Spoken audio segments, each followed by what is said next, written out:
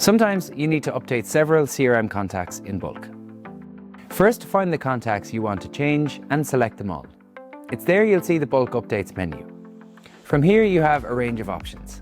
Let's say you had an intro call with a bunch of leads from the latest trade show and qualified all of them.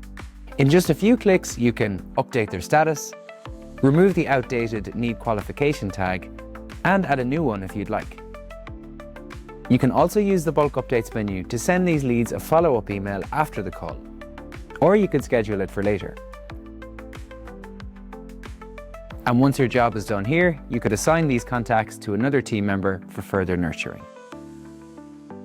However, things don't always go as smoothly. If your action stream is full of overdue actions, you can easily clean it up. Select the first overdue contact, hold down your Shift key, and then select the last one. Then click to reschedule the actions to a later date. And that's it. The action stream is spotless again. Now, if the overdue actions are no longer relevant, you can use the bulk updates menu to easily delete them from several contacts all at once. You can do a few other updates with actions too. Let's say you're about to add some new services, and it'd be great for those new leads to know about them. You could insert a reminder for yourself to email them with a new brochure once it's ready.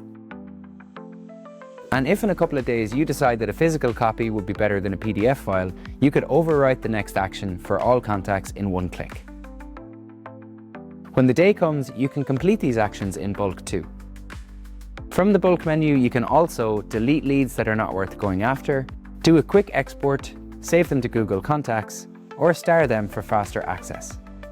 Advanced updates give you even more options. For example, adding a custom field to a group of contacts, or updating their lead source. The options here are near limitless. So as you can see, with bulk updates, you can save time and easily keep your database up to date.